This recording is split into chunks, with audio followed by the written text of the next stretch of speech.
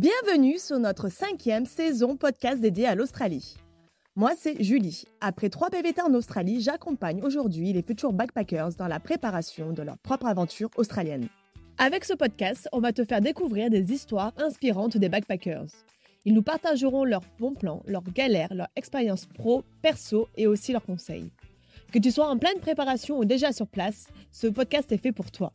Si tu veux en savoir davantage sur l'Australie, tu peux aussi nous retrouver sur Instagram ou sur notre site internet départaustralie.com. Et si cet épisode t'a plu et que tu souhaites nous soutenir, n'hésite surtout pas à le partager en nous taguant et à mettre 5 étoiles sur les plateformes d'écoute. Merci à toi et surtout, bonne écoute.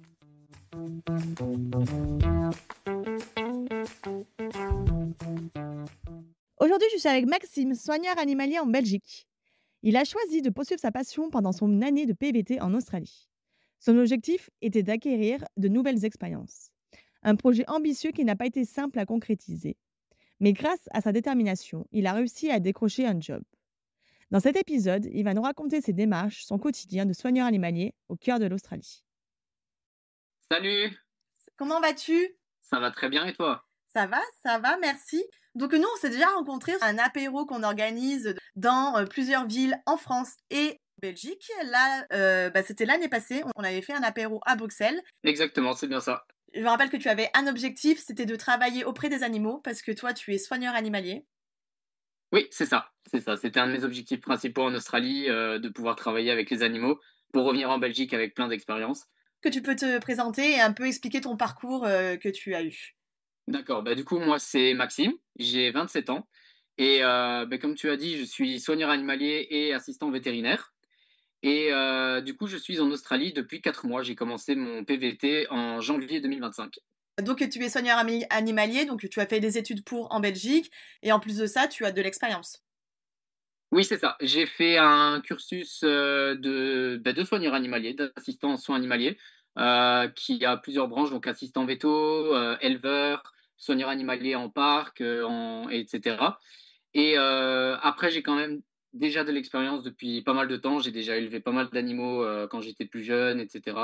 Et j'ai déjà pu travailler en zoo, et j'ai déjà pu travailler avec pas mal d'espèces animales, dont pas mal qu'on peut trouver en Australie, comme des kangourous, des crocodiles, etc. Ah, tu avais déjà travaillé auprès de ces animaux, d'accord. Oui, c'est ça. J'avais Ah déjà oui. travaillé auprès de pas mal d'animaux en Australie et c'est pour ça que je voulais réitérer l'expérience ici. Comme je te disais tout à l'heure, ton objectif, c'était de travailler en tant que soigneur animalier en Australie, et tu as réussi avec beaucoup, beaucoup d'efforts, parce que c'était pas si simple que ça. Oui, c'est clair. C'était pas du tout simple. On va pas se cacher. En Australie, c'est déjà assez compliqué de trouver un travail. Il a beaucoup de travail, mais il a beaucoup de demandes et c'est assez compliqué de se faire une place. Mais en plus, dans le domaine animalier, c'est encore plus compliqué. Il m'a fallu 2 mois d'acharnement pour trouver un travail. Et je pense que je peux remercier mes expériences en Belgique pour me l'avoir trouvé. Parce que c'est relativement facile, je pense, de trouver pour faire du bénévolat. Vous savez, bénévolat en ferme, en sanctuaire, etc. Mais le vrai travail de soigneur, c'est assez compliqué. Dès mon arrivée, j'ai cherché.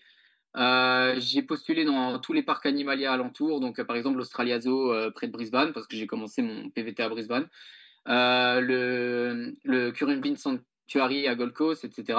Mais ils privilégient les Australiens parce que voilà, ils veulent des diplômes australiens, ils veulent de l'expérience et des connaissances et des études faites en Australie. Du coup, en fait, j'ai dû élargir mon secteur de recherche en fait à toute l'Australie et je devais être prêt à me déplacer dans toute l'Australie. Du coup, pendant 2 mois, j'ai postulé sur des groupes dans le Western Australia, dans le Northern Territory, Queensland, enfin dans tous les États australiens, j'ai postulé. Et en fait, je me suis amusé à relancer toutes les semaines avec des nouveaux messages, avec un CV. En plus de mon CV, j'ai mis énormément d'informations dans le post Facebook que je mettais, avec des expériences en plus que je n'avais pas mis dedans. En vrai, il faut privilégier la moindre petite expérience. Donc, le moindre petit truc que tu as fait avec des animaux, il faut le mettre parce que ça peut servir pour un potentiel métier. Et du coup, après 2 mois de recherche, j'ai été contacté par quelqu'un à Alice Springs pour travailler dans un centre de validation de la faune sauvage. Tous tes efforts ont fini par payer, donc tu as surtout privilégié les groupes Facebook alors. Et Ouais, les c'est ça. relances. Et les relances. J'ai été, Ouais, c'est ça. J'ai essayé avec Seek, avec Jour à Emploi, avec tous les sites qu'on peut, dont on parle pour postuler en Australie, Mm. et aucun n'a fonctionné. Ouais. J'ai trouvé plusieurs offres de soigneurs animaliers dessus. À chaque fois, j'ai eu des refus ou carrément pas de réponse. Et ouais, non, franchement, le plus de réponses où j'ai eu, c'est sur les groupes Facebook. J'ai même eu des réponses qui étaient plus ou moins positives. On me disait, ah, votre CV m'intéresse, mais le problème, c'est que j'ai pas de place actuellement, etc. Mais ouais, voilà, il faut vraiment privilégier Facebook et faire des posts vraiment de qualité, très complets. Et la moindre expérience qu'on a dans le domaine animalier, il faut la mettre. En plus de ton CV qui était déjà très bien rempli. C'est ça, ouais, Et ce c'est qu'il ça. faut dire aussi, c'est que tu as un bon niveau d'anglais. Tu arrives pas Oui, avec un niveau tout basique, donc ce qui est aussi un avantage. Donc tu arrives quand même avec oui, de sacrés bagages. oui, c'est ça. Il faut quand même avoir un relativement bon niveau d'anglais Mm. parce que travailler dans le domaine animalier, bah, déjà, il faut avoir les termes techniques en anglais. Même moi, je les ai pas tous, même si j'en ai beaucoup. Et après, pour le reste, il faut vraiment. Bah, en fait, c'est le job dans l'animalier, c'est un gros job de communication, surtout dans les zoos. J'ai pas encore pu travailler dans un zoo en Australie, mais je sais que c'est un gros souci de communication à ce niveau-là, et du coup, il faut vraiment un minimum d'anglais pour pouvoir s'en sortir. Tu as fait une petite interview avec l'employeur. Oui, c'est ça. Du coup, en fait, l'employeur a vu mon post sur Facebook. Elle a vu un post que j'avais placé sur un groupe dans le territoire du Nord. Et elle avait, bah, du coup, elle a pris contact avec moi sur Messenger. Et on a un peu échangé. Elle m'a posé des questions classiques, donc mes disponibilités. Elle m'a demandé quelques questions sur mon parcours, etc. Elle m'a demandé les équivalences de diplômes. Le diplôme que j'ai eu en Belgique équivalait à quoi ici en Australie.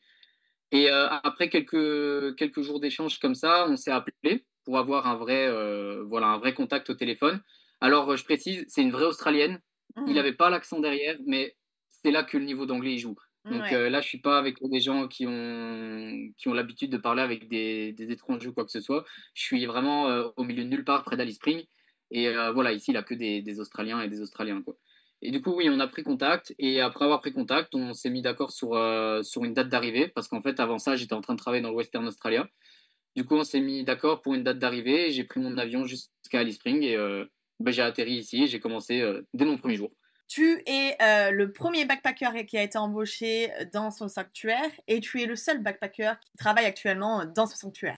Je suis le premier, le seul et peut-être le dernier. Parce qu'en fait, ils m'ont appelé parce que actuellement ils étaient en surcharge de travail. Et en fait, il faut savoir que c'est un sanctuaire, mais bénévole. En fait, ils travaillent avec le Alice Spring Wildlife Sanctuary. C'est des gens qui sont bénévoles et qui ont des autorisations pour recueillir la faune sauvage, pour s'en occuper, la réhabiliter et la relâcher après. Mais en fait, ces personnes ont une vie à côté. Donc, c'est un couple qui m'a embauché. Le mari travaille pendant la semaine dans une communauté aborigène à 200 km d'ici. Et la femme travaille dans l'administrative à Alice Springs. Et du coup, en fait, ils ont que leur week-end et le matin et le soir pour s'occuper des animaux. Mais ici, ils étaient en surcharge de travail. Du coup, ils avaient besoin de quelqu'un. Et en plus de ça, en fait, ils ont un énorme terrain de 4 hectares. Ils cherchaient de l'aide pour pouvoir les aider à construire un enclos pour leurs animaux. Parce qu'en fait, ils ont subi des attaques de dingos. Ah. Ils ont plein d'animaux qui s'en prennent aux animaux dont ils s'occupent. Mm. Et du coup, ils avaient besoin de construire un enclos. Et bah, ça tombe bien parce que dans mon CV, j'ai mis que j'avais de l'expérience dans ce domaine-là. Et du coup, bah, en fait, ici, pendant 6 semaines, je les ai aidés à construire un enclos de 4 hectares. Donc c'est pour ça qu'ils avaient besoin de quelqu'un, c'est parce qu'ils voulaient construire quelque chose et en plus ils avaient beaucoup d'animaux. C'est ça, oui. Ils Mm. avaient trop d'animaux pour s'en occuper qu'à deux, Mm. plus ils avaient pas le temps de s'occuper de cet enclos. Et du coup, bah, ils avaient vraiment besoin de main-d'œuvre pendant la semaine quand eux, ils n'étaient pas dispo, en fait. Ok. Et là tu es avec deux Australiennes qui sont C'est ça. embauchées En, aussi.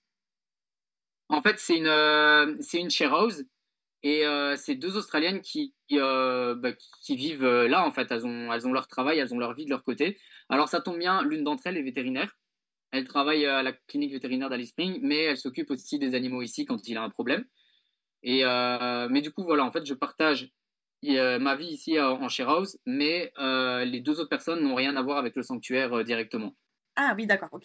C'est ça, je suis le Ouais. seul employé, mais il y a une vétérinaire qui vit ici qui, en gros, s'occupe bénévolement des animaux Ouais, quand il a un problème, quoi. ponctuellement. Donc, tu as fait ton interview, tu as pris ton avion et tu t'es retrouvé à Alice Springs, dans ce sanctuaire. Explique-nous un peu quelle est ta journée type.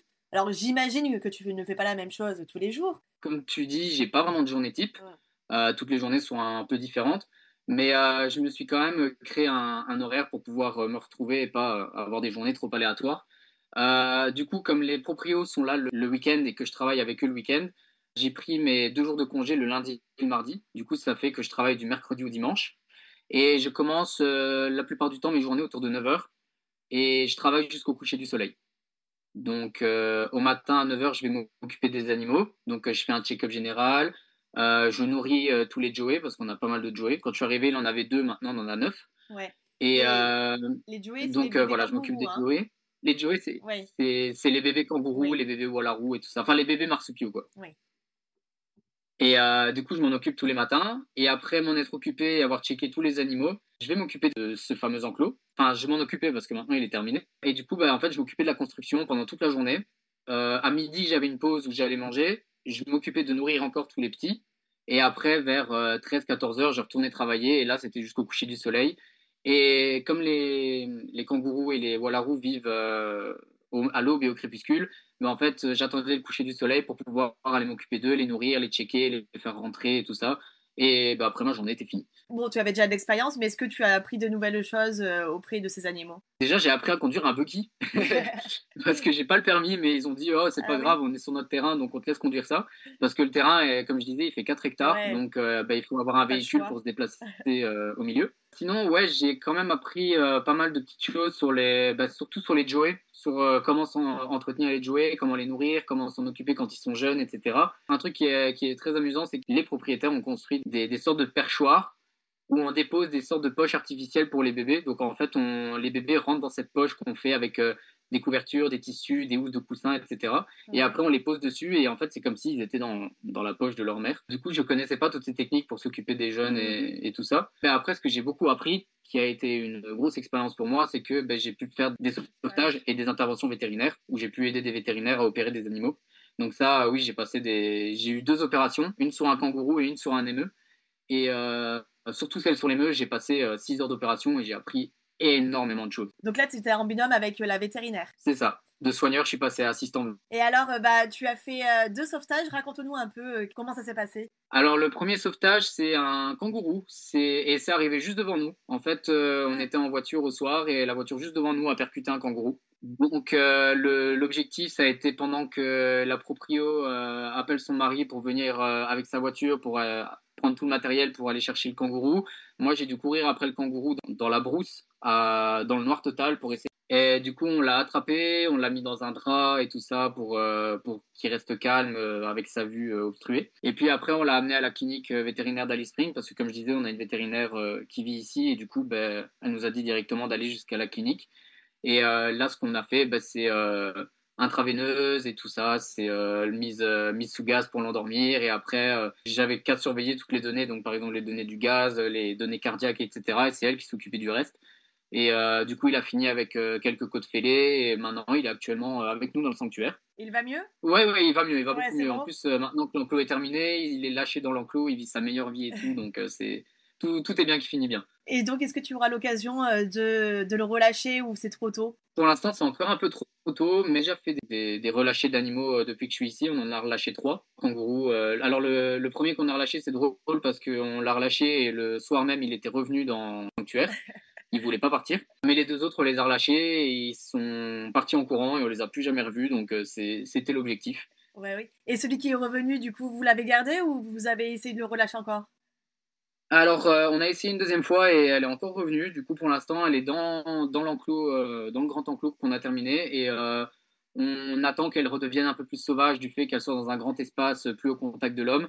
Ouais. Et quand on verra qu'elle sera vraiment redevenue sauvage, etc., on va tenter de la relâcher. Peut-être avec d'autres kangourous, ainsi ça l'incitera à partir avec eux. Ouais, c'est vrai, ouais. Oui, parce que les kangourous, ils vivent en meute, en groupe. C'est pas des C'est animaux ça, ouais. sociaux, ouais. Ils Ouais. vivent en petits groupes, ouais, c'est ça. Donc c'est marrant, ouais, qu'elle revienne. Elle s'est vraiment habituée à l'humain et oui, selon Bah, c'est vrai, on peut le dire, un caractère. Les kangourous ont Ouais, un caractère, ça je c'est peux en ça. témoigner, ils ont tous un caractère. Voilà, selon son caractère, s'habitue, enfin le kangourou s'habitue, ils peuvent rester avec l'humain, hein, et d'autres ont juste qu'une envie, c'est de repartir dans leur vie sauvage, quoi. C'est ça, ouais. Ah, d'ailleurs, on a deux kangourous, enfin, c'est pas des kangourous, c'est des walarous. On en a deux qui sont résidents permanents du sanctuaire.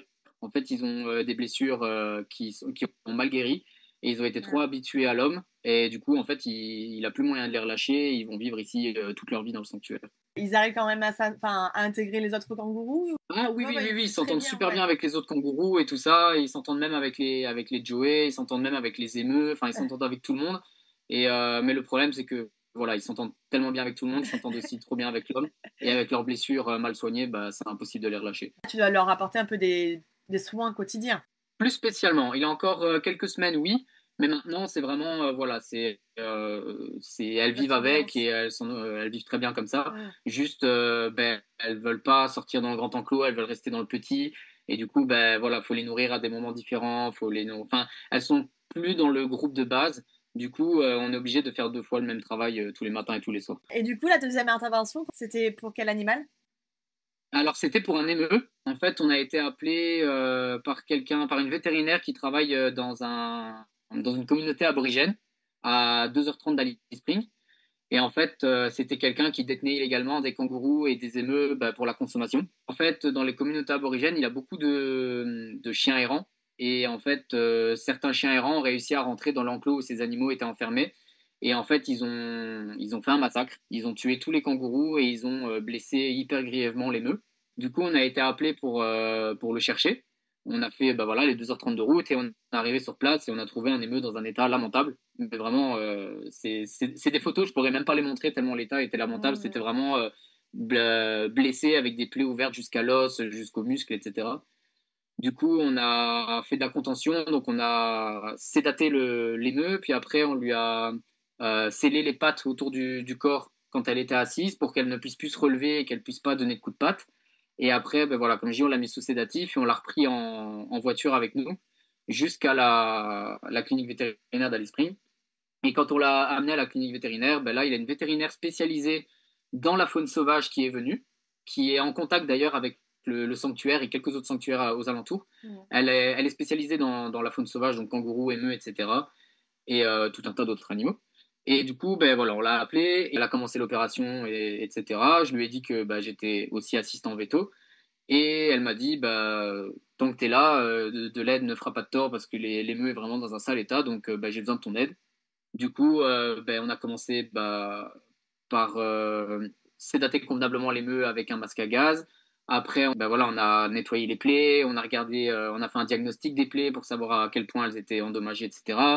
Puis après, quand on a fini de nettoyer toutes les plaies et de les désinfecter, on a dû ben, retirer toutes les parties musculaires qui étaient mortes Ah parce que oui. c'était arrivé au matin et le temps qu'on arrive, etc., certaines parties de l'animal avaient déjà commencé à gangréner. Enfin, c'était une grosse opération. Ah On a vraiment oui, ouais, ouais, passé c'était 6 heures vraiment un à gros essayer truc. de tout nettoyer, à couper toutes les parties nécrosées et à recoudre aussi. On a Ouais. dû s'amuser à recoudre et je pense qu'on a posé une centaine de points de suture sur cet émeu, quoi. Ok. Et toi aussi, tu as pu faire des points de suture? Ouais, j'en ai fait. Ok. C'est compliqué, mais j'en ai fait. Ouais, donc c'était peut-être la première fois que tu en faisais, ça. C'était la première fois en situation réelle. J'avais Ouais. déjà eu de l'entraînement pour savoir comment faire, mais là, c'était la première fois que je l'avais en situation réelle et que c'était, voilà, j'avais mon fil et ma pointe et je devais le faire moi-même, quoi. C'était la première fois que tu faisais des sauvetages? Non, ce type de sauvetage, c'était la première fois. Ouais. C'était la première fois et en vrai, je suis assez content parce que c'était une partie du métier ici que je voulais vivre. Et du coup, ouais, c'est les deux premières fois que je faisais des sauvetages de ce genre. Ouais, ça devait être quand même stressant. Ouais, C'est ta première fois. sur- surtout pour le premier. Ma Et première oui. fois, c'est arrivé juste devant moi. Donc, l'animal s'est fait renverser par la voiture juste devant moi. Donc, il a même pas eu de temps de réfléchir. On s'est directement dit, oh, il s'est fait heurter. On doit vite sortir de la voiture et aller le chercher, quoi. Ouais, c'était bien stressant. Non, mais oui, j'imagine. Et alors, comment il va, l'émeu, maintenant? Hélas, il a pas survécu. Ah, Il n'a pas survécu. En fait, dès qu'il a été blessé, ben voilà, on l'a sédaté, on l'a opéré, etc. Mais quand il s'est réveillé, il n'a pas supporté le choc parce qu'il avait encore le traumatisme de la veille, plus la douleur, plus l'état de stress de se réveiller d'une anesthésie quand même assez puissante, etc. Et en gros, son cœur n'a pas tenu. Et de voir que s'il n'a pas survécu, ça doit être dur. Ouais, ça a été dur. On s'est pas dit qu'on avait tout fait, on avait fait tout ça pour rien parce que bah on est quand même content de l'avoir fait, d'avoir fait tout ce qui était en notre pouvoir Bien sûr. pour le sauver. Mais oui, voilà, ça a quand même mis un coup au moral le lendemain quand il est décédé. Surtout qu'on l'avait repris au sanctuaire et c'est nous qui l'avons retrouvé décédé quoi au matin. Donc ouais, Ouais. ça a foutu un coup au moral. Mais au moins on se dit Vous allez on tout a quand même essayer. investi de notre personne pour pouvoir essayer de le sauver quoi. Ça, c'est bien la partie délicate quand on travaille auprès d'animaux. Ouais, c'est ça, Mm. c'est ça. On est souvent devant des cas de mortalité, des cas de blessures, des cas de maladie, etc. C'est pas toujours tout beau, tout rose. Ouais. Ici, comme avantage, on a quand même pas mal de choses. Genre, juste le cadre de travail est incroyable. Je suis à 20 minutes en voiture d'Alice Spring et c'est vraiment au milieu de la Haute-Bac. C'est juste magnifique. En plus, je suis arrivé juste après une grosse période de pluie. Du coup, en fait, la Haute-Bac australienne qu'on a l'habitude de voir toute rouge, brune et ultra désertique, bah ici tout est vert. Tout est vert et c'est super beau. Il a des animaux sauvages partout, partout, partout. Quand je vais travailler à l'extérieur, au niveau de cette clôture, je peux voir des kangourous sauvages, des émeus sauvages, je vois plein d'oiseaux, plein de reptiles. Bah, simplement, le milieu de travail, genre, je suis tous les jours avec des bébés kangourous qui sont hyper affectueux. Même les émeus, il y en a un qui est là depuis qu'il est bébé. Et du coup, il est là, de suivre partout. Enfin, les journées sont agréables parce que tu es accompagné d'animaux et tu Ouais. as un contact avec les animaux permanent avec, c'est super bien. Puis la météo, depuis que je suis arrivé ici, j'ai pas vu une goutte de pluie et je pense qu'il a eu 3-4 jours avec des nuages et le reste du temps c'est ciel bleu. Du coup, c'est quand même bien pratique pour travailler. Il n'a pas les aléas de la météo. Juste ici maintenant, il commence à faire un peu frais parce qu'on est en fin automne, début d'hiver dans le centre. Mais sinon, ouais, juste les conditions de travail sont excellentes. Mais quand tu dis Et qu'il fait frais, il fait combien de degrés? Je pense que ça va, non? La température, il fait alors, toujours chaud dans le centre. Ou peut-être que j'avais alors, vraiment une fausse image. bah moi aussi j'avais une fausse image, mais pour l'instant, dis-toi qu'il est 17h et il fait 16 degrés. Ah Il ouais. fait 16 degrés dehors. Et cette nuit, il a fait moins 3 degrés. Ah ouais. Donc peut-être que c'est la journée, il fait chaud, Ouais, mais ouais. il fait chaud quand même la journée. La journée, il fait chaud ici, c'est parce il a beaucoup de vent et que bah voilà, il a une période un peu plus fraîche qui s'est montrée. Mais sinon, d'habitude, ouais, il fait entre 20 et 25 degrés, parfois 30. Quand je suis arrivé, il faisait plus de 30. Mhm. Mais ici, en 6 semaines, la température a baissé, il fait autour de 20. Mais c'est les nuits qui sont très, très, très froides. Ouais. Si je devais parler des inconvénients, bah déjà, tous les gens qui ont été dans le centre ou dans le Western Australia le savent, les mouches. Mhm. Les mouches, c'est horrible parce que, bah, comme je l'ai dit juste avant, il a eu c'est une période de pluie assez intense quand je suis arrivé, avant que j'arrive. Et en fait, c'est le moment propice pour les mouches pour se reproduire et bah, pulluler par centaines de milliers partout dans l'autre bac. Du coup, travailler dehors avec des centaines de mouches sur moi fait partie de mon quotidien.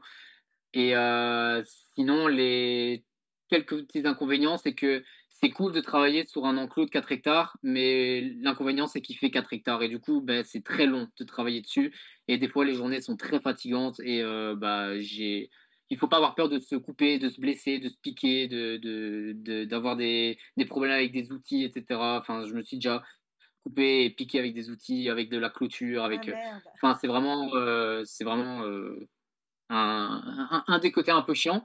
Et alors, si on n'est pas habitué au... Pour moi, c'est pas un inconvénient, c'est un avantage. Mais pour ce genre de travail, si on n'est pas habitué, on tombe sur pas mal de bestioles. Je suis tombé sur pas mal de scolopendres, pas mal de scorpions, pas mal de grosses araignées. Ici, dans la Haute-Bac, il a quand même pas mal de serpents venimeux. Il a des moulgas, il a des brown snakes et tout ça. Donc, c'est pas vraiment le meilleur endroit. Ouais. Et puis tu dois savoir comment intervenir en cas d'attaque, non? Oui, c'est ça. Après, Ouais. comme je disais plus tôt, j'ai déjà travaillé avec des animaux australiens et dont certains qui sont venimeux et du coup, bah, comme par exemple les moulgas, etc. Très gros serpents. J'ai déjà travaillé avec et du coup, je sais bah, voilà, comment faut se comporter quand on en voit un, etc. J'en ai vu qu'un seul depuis que je suis ici. Heureusement, je pense que le fait qu'il fasse plus frais, ça permet de voir moins de reptiles. malheureusement pour moi. Mais ouais, non, voilà, il a certains animaux, bah, de toute façon, comme tous les serpents venimeux, la meilleure façon de réagir, c'est calmement, c'est de pas s'en approcher, c'est de. Enfin, il a tous des trucs un peu logiques à faire quand on croise un serpent, c'est voilà, pas se ruer dessus, pas paniquer, et voilà. Et quand on tombe sur un truc genre un scolopendre, un scorpion, une araignée ou quoi que ce soit, la plupart du temps on a des gants. Juste le prendre avec ses gants et le foutre ailleurs, c'est suffisant. L'animal ne mordra pas, il piquera Mm. pas, il va juste se demander ce qui lui arrive. Et le temps qu'il réagisse, il sera déjà bien loin. Oui, Donc, mais il va. ouais, voilà, faut avoir l'habitude et faut pas avoir peur de ça. Mais Mm. voilà, quand on aime bien comme moi, c'est vraiment c'est super sympa. Ouais, t'as un super cadre. Mais alors, je reviens un peu sur les serpents. De toute façon, en général, t'as peu de chances de les voir parce que ils sentent la vibration quand tu marches, quand tu es en voiture ou je ne C'est sais ça, quoi. oui, Et en c'est général, ça. ils ont peur et ils te fuient avant que tu puisses les voir. C'est ça, oui, c'est Ouais, ça. ouais, ouais. Le plus souvent, quand il a des signes de serpent ou bah, la fois où j'en ai trouvé un, c'est vraiment en fin de journée, quand voilà, les températures redescendent et qu'ils sortent par eux-mêmes malgré le bruit qu'on peut faire, parce Mm. qu'ils viennent chercher les dernières chaleurs de la journée. C'est vraiment les seuls moments. Sinon, en pleine journée, surtout à cette période de l'année, il a pas de serpent. Même les lézards sont super difficiles à voir. Donc, non, Ouais. franchement, du moment qu'on fait bien attention et tout, il a vraiment aucun souci. C'est plus les scolopendres et les scorpions. Ça, il en a pas mal. Ils sont venimeux, ceux que tu as vus? Ouais, ouais, ouais, Ouais. ouais. Et Après, comment ils sont ils pas font? mortels, mais Ouais. voilà, quoi. Les morsures et les piqûres, ça fait quand même mal. Il faut réagir comment face à un scorpion? Bah, en vrai, c'est un peu comme les serpents. Faut réagir calmement parce qu'en fait, l'excitation et enfin, le fait de paniquer, etc., ça va faire agir le venin plus rapidement. Ah. Du coup, faut agir calmement. Alors, l'Australie, je sais pas à quel niveau, mais ils sont très développés niveau anti-venin. Mm. Ils ont tellement d'animaux dangereux qu'ils ont, ils ont vraiment les moyens derrière. Donc, en fait, bah voilà, si jamais ça m'arrivait de me faire piquer ou mordre, je le signale à mes patrons et tout. Et bah, si ça devient, on regarde d'abord les symptômes et tout ça. Et si ça devient trop grave, on va à l'hôpital et c'est eux qui gèrent, Mm. quoi. La plupart du temps, ils ont ce qu'il faut. Ils ont les anti-venins, ils ont C'est ça. les trucs. Le seul problème, c'est si on est allergique. Mais le problème, c'est que si on veut savoir si on est allergique à un animal, il faut se faire piquer ou mordre d'abord. Ouais, donc bon, on va pas aller Ouais, chercher voilà. ça, ouais. C'est pas le risque qu'on a envie de prendre. Ouais. Et puis aussi, pour l'antivenin, il faut savoir quel est l'animal qui t'a piqué. Donc il faut à peu près définir sa couleur, si c'est il est grand, s'il est petit, si tu connais C'est pas ça. les espèces. C'est ça, ouais. Je Mm. sais que on en avait parlé à Alice Spring parce qu'il y a un endroit qui s'appelle le Reptile Centre. C'est un petit endroit où ils montent pas mal de reptiles, ils en ont pas mal de venimeux. Et à ce que j'ai compris, il y a certains hôpitaux, je sais pas si c'est comme ça partout en Australie, mais en gros, ils te montrent une grande fiche avec plein de serpents dessus, tous les serpents qu'on peut trouver dans la zone, et en gros, ils te demandent de montrer auquel ça ressemblait le plus, quoi. Ouais. Oui, parce que là, j'imagine qu'il y a plus de risques dans ces coins-là que à Brisbane. Oui, oui, Voilà, oui, dans les oui, grandes villes. oui. Ouais. Et alors, Maxime, tu fais combien d'heures par semaine? C'est pas l'organisme Alice Spring Wildlife Sanctuary en lui-même qui m'engage, c'est des personnes qui travaillent bénévolement pour eux. Du coup, j'ai quand même des fiches de paye. Et du coup, j'essaie de faire un minimum 35 heures par semaine, mais je suis toujours à 45 heures par semaine, au moins. D'accord. Et t'es payé combien par heure Alors, à l'heure? pour le métier de soigneur en lui-même, il me paye à la semaine. J'ai pas vraiment fait le calcul à l'heure parce que Ouais. bah voilà, c'est variable.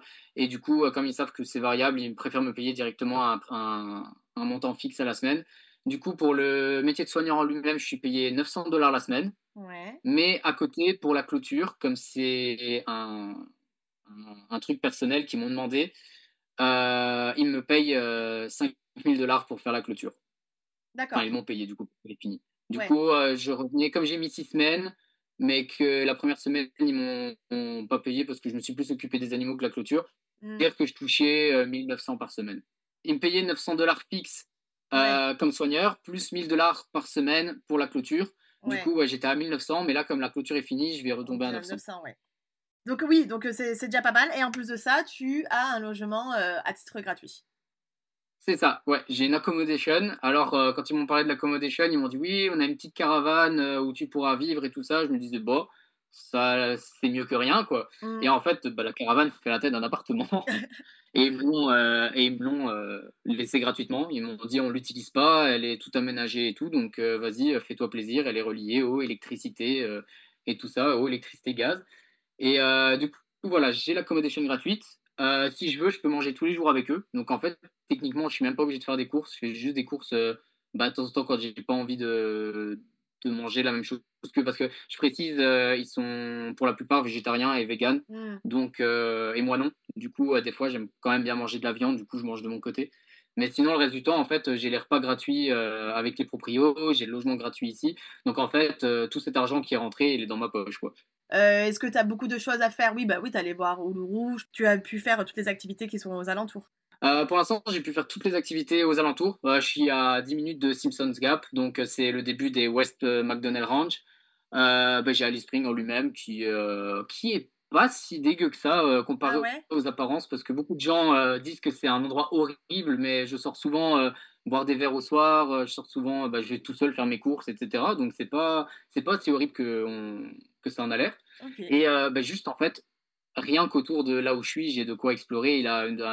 Juste derrière la propriété, il a un endroit qui s'appelle le Mont Guilaine. Et c'est un endroit où on peut faire de la rando, etc. Et il a quasi personne qui y va. Du coup, en fait, tu balades tout seul en plein milieu de la nature dans l'outback. Et du coup, en ramenant un avantage qui est en même temps mélangé à mon paiement, pour Uluru, dont tu parlais justement, en fait, en remerciement du travail que j'ai fait, parce qu'ils ont été super satisfaits du travail, ils me payent une partie de mon voyage à Uluru. Donc je pars pendant 4 jours, 3 nuits là-bas avec un guide privé et tout, et ils me payent la moitié Ah du ouais? truc. Ah, mais super sympa. Ouais, ouais, ouais, parce qu'en fait, ils ont été super contents du boulot. Et ils ont dit, ouais, ce qu'on te paye, c'est pas assez suffisant et tout. Donc, c'est soit on t'augmente, soit vas-y, on te paye un voyage à Uluru. Du coup, j'ai dit, payez-moi le voyage à Uluru. C'est une visite guidée, donc tu seras dans un car? Ouais, non, c'est visite privée avec un guide privé. Ah ouais. On sera grand maximum 3 ou 4. Et c'est 4 jours, 3 nuits. Donc, Uluru, Katajuta, Kings Canyon et tout ça pendant toute cette durée. Ah, génial. En plus, 900 $, c'est pas dégueu. Je sais pas, est-ce que tu connais le salaire d'un soigneur en Australie? Ah ouais, c'est quand même beaucoup plus élevé que ça. Ah C'est quand même ouais? beaucoup plus élevé. Ouais, quand j'avais postulé pour le Tarongazo près de Sydney, j'avais vu que le salaire, il était autour de 2007-2008 par semaine, quoi. Ah oui, d'accord, ouais, donc il y a quand même une sacrée différence. Ouais, ok.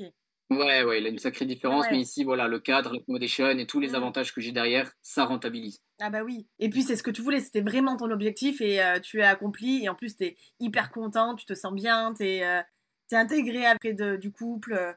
Ah oui, c'est ça. Ouais. Oui, vraiment, j'ai pas cherché pour le salaire, j'ai plus cherché pour l'expérience.